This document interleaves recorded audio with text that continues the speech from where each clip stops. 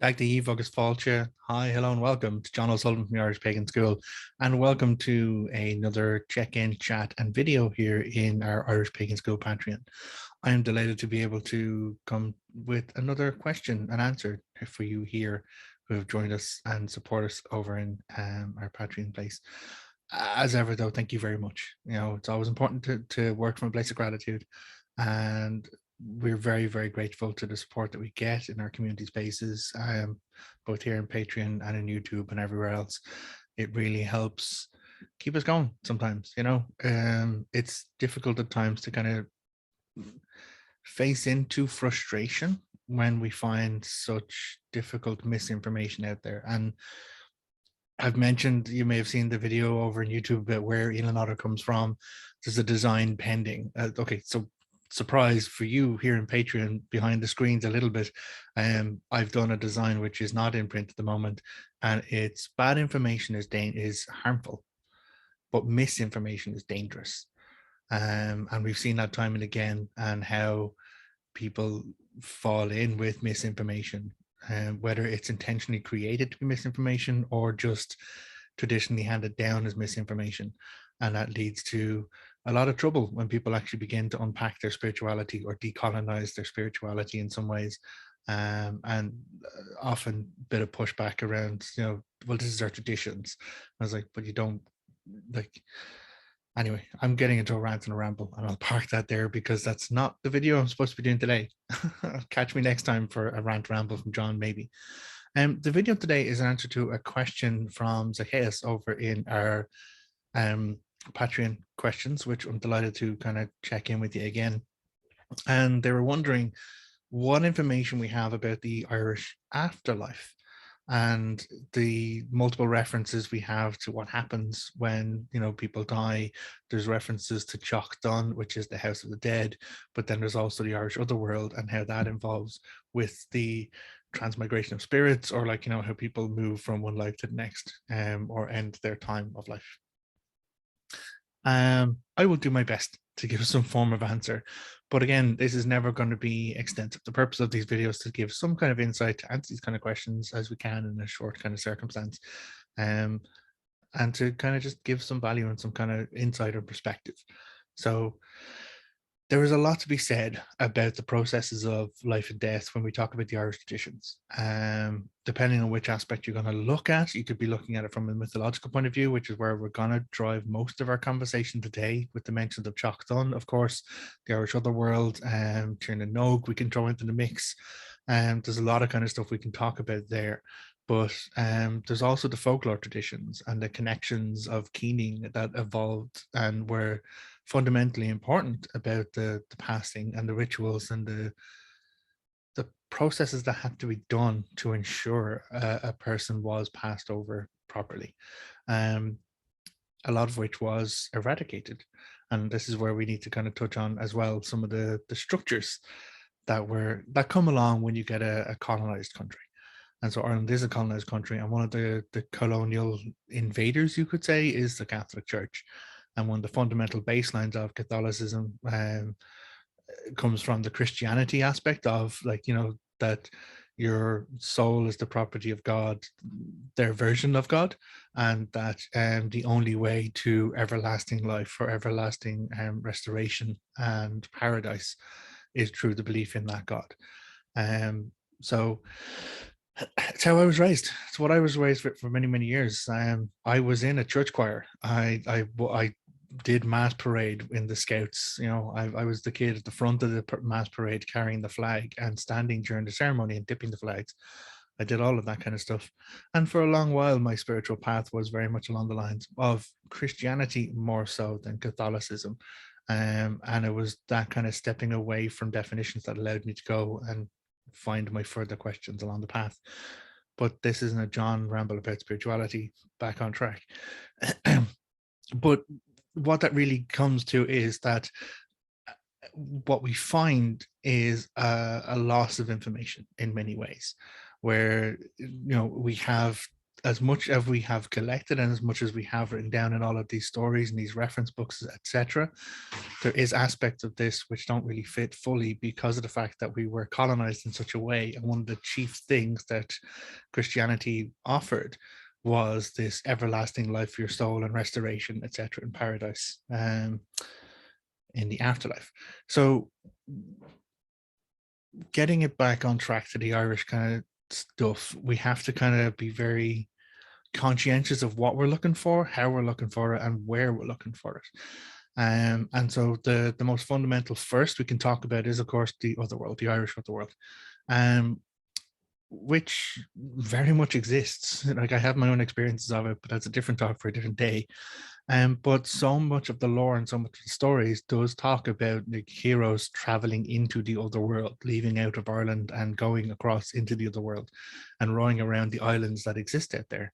So one of those being, of course, Octor Bran, the Voyages of Bran, and he travels around, and in the other world he experiences all these different places. There's like this island where people are laughing all the time, and it seems like a great place until one of his guys jumps off the boat onto the island and instantly starts laughing. But when they try and call him back onto the boat, he can't hear them. He is completely lost in this intoxication of laughter. There's then also an island of women, which is all of these beautiful women. But Bran, having seen what happened to the last guy, is like, no one get off the fucking boat.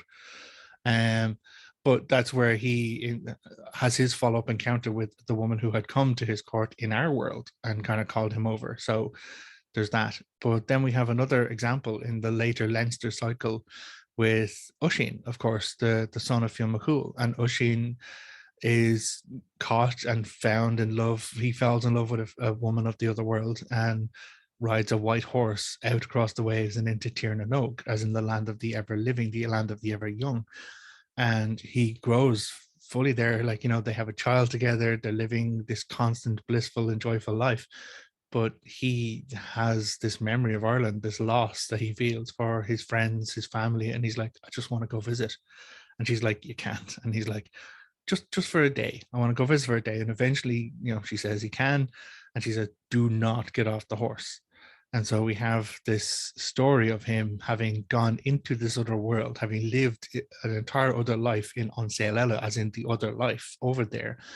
And when he comes back to our world, the entire landscape of Ireland has changed. No one remembers him. Like, you know, it's agriculture everywhere. He comes across two small men trying to move a boulder. And as the story goes, you know, he tries to reach down and move the boulder. The saddle girth snaps. He falls out of the horse, and then all of the missing years come upon him in a rush, and he ages rapidly right before their eyes into an old man. Now, this is where we have the Christianization element put in, where, you know, they call for the priest straight away, and he manages to relay all of his stories of Fionn and the Fianna and stuff to the priest, and that's what they write down. So there is this element of it's referred to as the Oceanic cycle, which is like a subsection within the Leinster cycle of stories, which are the ones that are said to be related by Oisin himself when he came back from the other world, just before he passed away. Of course, with the Christianization element in there, he is said to have converted to the worship of Christ on his deathbed and therefore been accepted into paradise with his soul. So, again, history is written by the victors. So that's the narrative and story around the other world, that there is many instances where we have people going over into the world and existing an entire other life, and you know that is their afterlife, that is their Sail Ella, their other life. But there is another place, and this place is oddly linked further back in the mythological cycle. And where you think this place might be linked with the Dagda, who is the god of life and death, according to the power of the club that he took upon himself, it's actually not. In a way, it's named for someone else entirely. Although that name itself is also transferred and placed upon the Dagda, as in Dun. So Dagda Dun, he's known as Dagda Dun. But Dun is actually another character who we see during the arrival of the sons of Mill in Lara Gabala Erin. So the arrival of this conquering host coming out of Spain, having kind of conquered all the way up out of the Mediterranean. they arrive over and they come into Ireland, and there's initial kind of conversations, and there's always this threat, this ongoing threat. It's like, listen, you better just surrender. And so the three kings at the time, McCool, Machacht, and MacRen, they're actually the grandsons of the Dagda, and sons of Kermit. They ask for an abeyance. They say, listen, okay, can you lads just leave Ireland back on your ships? We'll then let everyone know that you're coming in to take over, and we'll do it like cleanly that way. And of course, that judgment is accepted, and the Milesians will go back onto their boats. At which point, the two of them are like, the fuck, we're just going to give up. And that's when they summon down the storms and they summon down the mists to hide Ireland. But we find Amergin, the poet, center stage in this, because he, having learned the names of the sovereignty goddesses of Ireland, calls them by name, calls about the name upon the landscapes themselves, and casts away the sorceries that were placed against them, casts away the mist and the storms. And they say, listen, we're going to go back in and we're going to, conquer. But one of the sons of Mill, one of the other sons of Mill, was named Dun. And Dun, on his ships with his warriors, was snapping. He was absolutely like, no, we're not just going to conquer now. We're going to put every single person on that island, man, woman, child, everyone is going to the blade. We're just going to kill everyone. And then, despite the fact that Amergin had done his power to control and to cast out the storm, a small storm erupted just over his ships and absolutely wrecked his portion of the invading force. And it said that, he was the first then to die upon the rocks in Ireland. And this we then find in the Dinhenicus, the naming of places, that there is a bay which is named after him, and that area. And it's supposedly said that there is this island which then became connected with him as the first to die, in essence. Now, that's one example of where we come across the name of Jock Dun, Dun being this one of the sons of Mill. But we know that there were deaths beforehand. When we go further back in the mythological cycle, Nuada died at the Second Battle of Moytura. Macha, his wife, died at the Second Battle of Moytura. Before that, we have the first Bress, not the Half-Amorian Bress, the first Bress at the first Battle of Moytura. We've seen death multiple times. Now, some of those deaths, of course, don't stick. Dean Kecht being the inimitable, amazing kind of leech and medical expert and surgeon. And then we, of course, have Kermit, the son of the Dagda, who, has a relationship with one of Lou's wives, and Lou kind of ends him, but the Dagda's not going to accept that. So he goes and gets the power over life and death. And this is where we have him stepping up and taking on that additional power, because in that story of how the Dagda got his club, he lists out all of the abilities that he himself has over sun, moon, star, land, sky, sea, all of it. He lists it all out, but he doesn't have a power over life and death until he takes up that club and swears by his other powers to return that club. And that's what gives him life and power over life and death. But it's the power to restore life to his friends and to bring death only to his enemies. So there's caveats and addendums even there. But that then centers him in this position of life and death. So Jock Dun, this house of the dead, this place at the edge of existence, the edge of life. There is not a lot about it. When we look at other examples, we have the destruction of Dod Eric's hostel, where we have this king who, it's during the later cycles, he has broken all of his rules, broken all of the proper keepings, and the other world is kind of calling in all the checks and balances, and he is on his road to death, this king. And so as he goes through, he has all of these experiences, and he arrives at this house, this hostel, and he goes through and he's looking in all of these different rooms and experiencing different things. In one of the rooms is actually the Dagda, the room of the Kitcheners, it's called, where he's with Sig and Segde, the two sons of Rofer Singlesplit, and they're working, making food. In one of the other rooms, there's pretty much, it's referred to as a room of the red-mouthed bive, where there's just a fuck ton of bives, and it's like, but he moves through this room, and all of the while, it's him moving through this other world kind of judgment, in essence.